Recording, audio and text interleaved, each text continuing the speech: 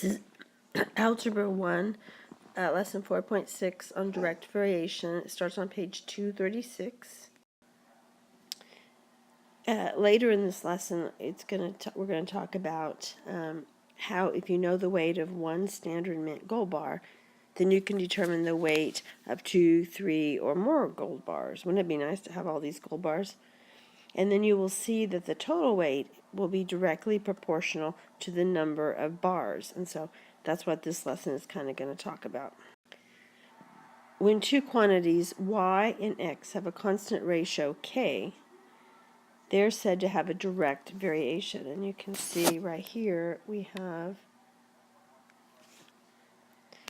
it says the definition for direct variation is a relationship that can be presented by a function if the form is y equals k. And this is going to be based on the constant k. And down here it says the constant of variation. The constant variable k is the coefficient of x on the y equals kx equation. We have the inverse variation, which is the relationship that can be represented by the function y equals k over x. And not in this lesson, but I'm going to go ahead and tell you this. The joint variation is the relationship that can be represented by the function y equals kx and z.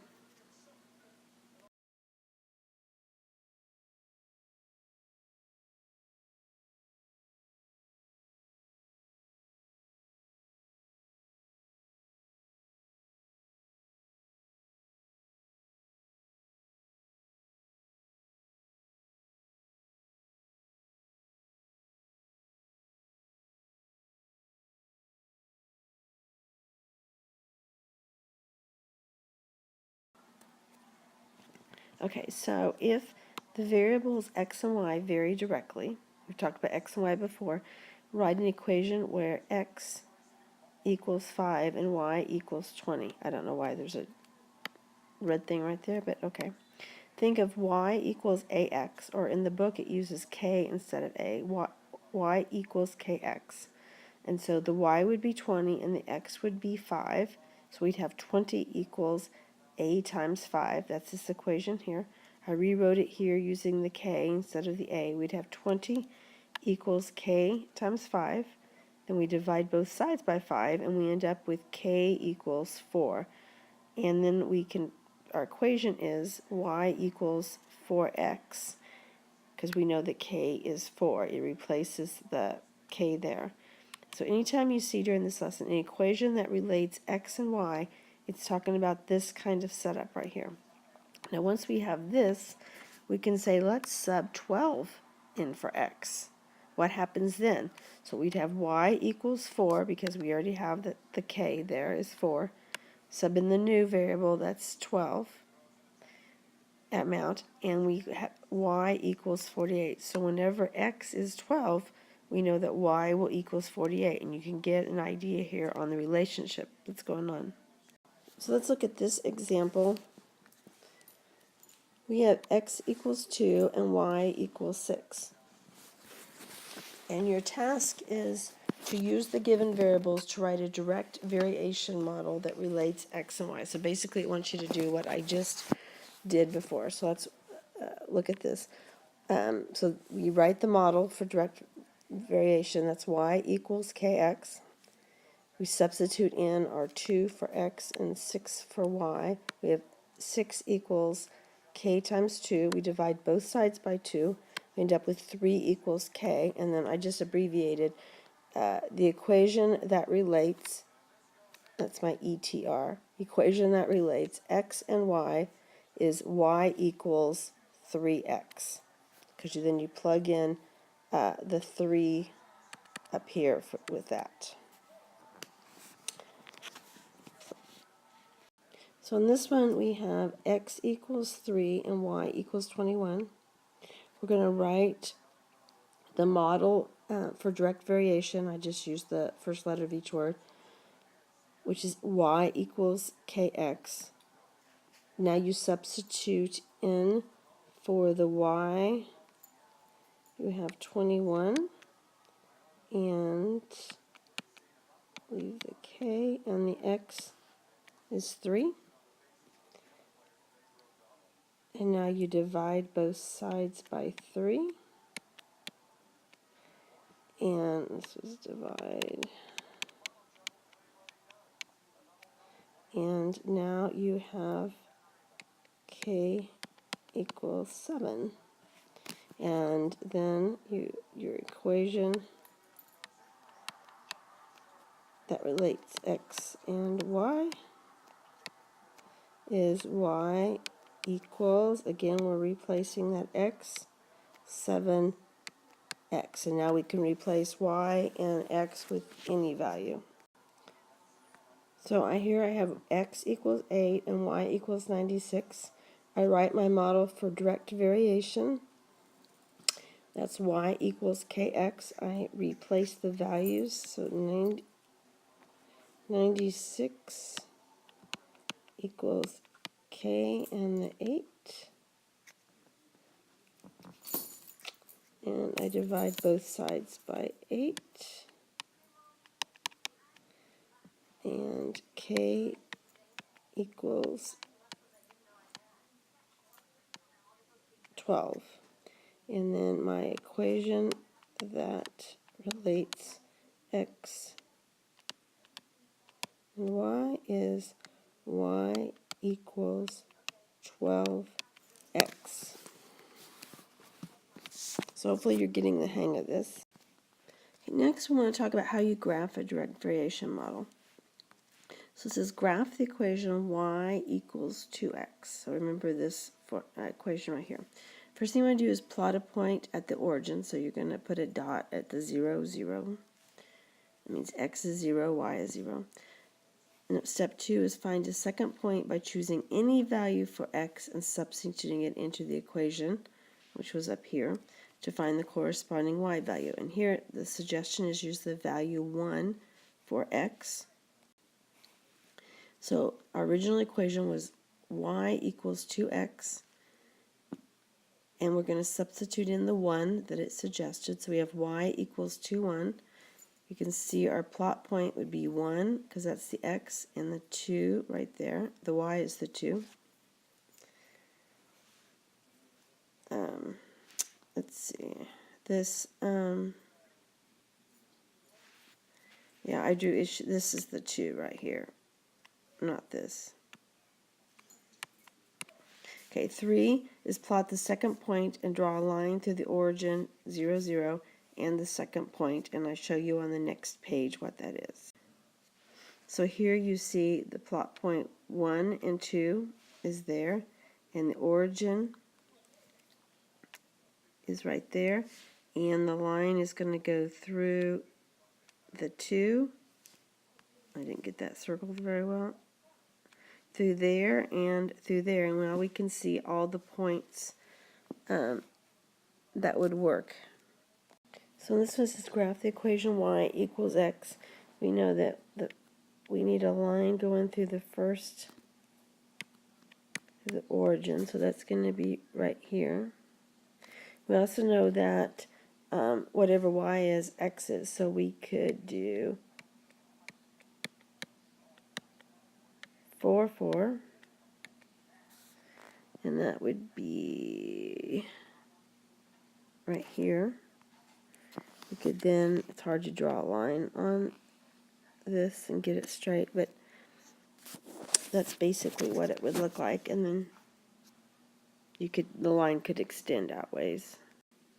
Okay, so y equals -2 x. I use -2 for my x, and then -2 times 2 is 4, so I plot my point here, right there. It's negative, let's see, y equals 4, which is right here, and my x is right there. Just for the record, I can't get straight lines with my stylus. If I use a ruler, it makes a mark, so you just have to approximate see what I'm trying to do here, trying to go through these spots. Here we have y equals 3x. I used 1, so y equals 3 times 1, y equals 3. So it would be, my coordinates would be 1 and 3. Here's 1 and there was 3. So, and then if you draw the straight line, you would see then what the rest of them were. This is Fort Knox, the United States Bullion Depository, and it has stored in the past lots of valuable things. During World War II, the English crown jewels and the Magna Carta were stored there. Now, the gold that's stored at Fort Knox is in the form of these standard mint bars called bullion, which are almost pure gold. And given that 5 gold bars, so 5 bars equal 137.5, if it'll make my pound sign, pounds, find the weight of 36 bars. So our formula would be weight equals, that's the W, K is the unknown, and end is the number of gold bars. So we can substitute in. So we know the weight is 137.5 pounds. We know that what 5 bars weigh.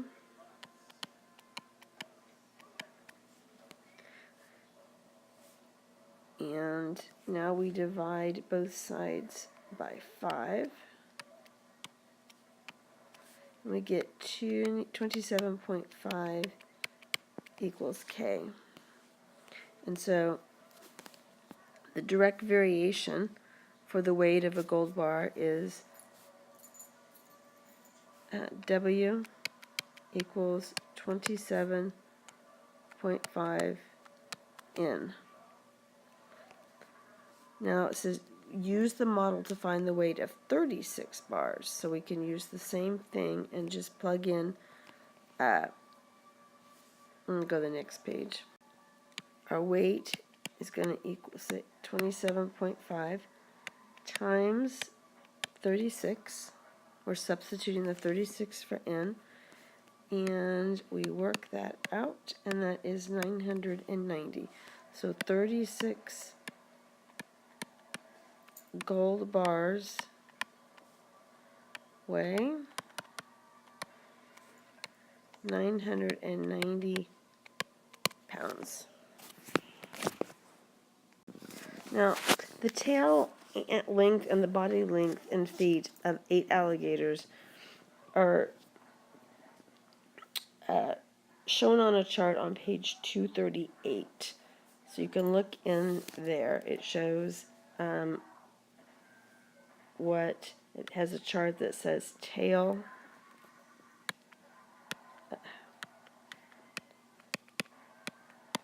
T, and body B. And it says find the ratio tail length to body length for each alligator.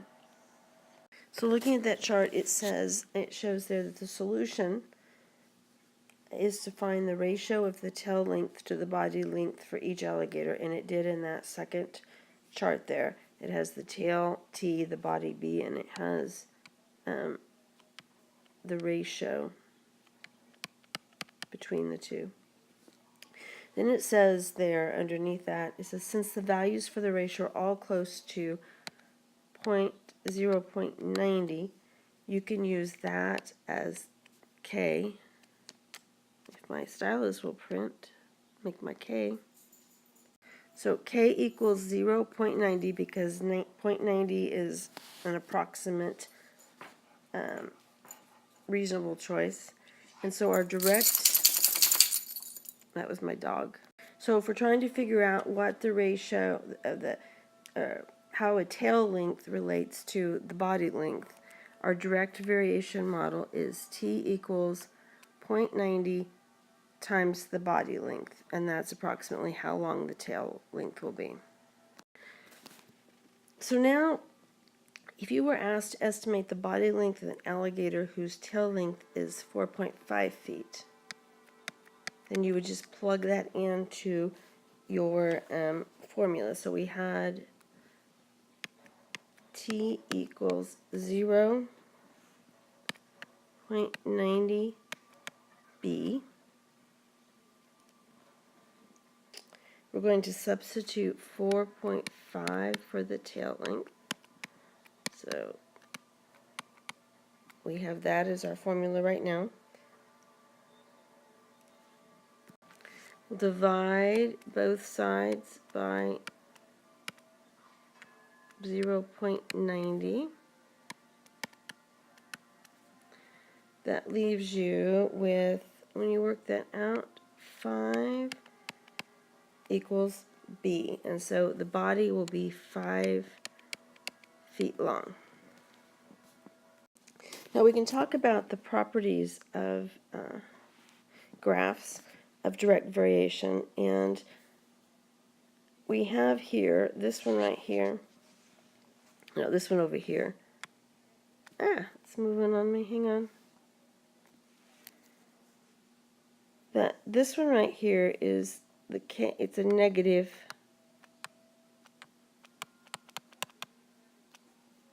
variation, and this one over here is a positive variation. And you can see here that K is negative because it's less than 0, and over here K is positive because it's greater than 0. You may know this already. The violin family includes the bass, the cello, the violin, the viola. The string section of a symphony orchestra has more than half of its musicians consists of 20 to 32 violins, 8 to 10 violas, 8 to 10 cellos, and 6 to 10 string basses. This would relate to problems 36 and 37, but I'm not having you do that. But you could do a problem and figure out the ratio of the total length of an instrument, and then you could do the body length of an instrument. But we're not going to do that, but you could. I just wanted you to see how you could use that to figure that out. Your assignment is found on page 239 to 241. You're going to do problems 19 through 21, 29, 30 through and 33, 34, 38, 39, 40 through 60 even, and quiz on 2 on page 241, due today.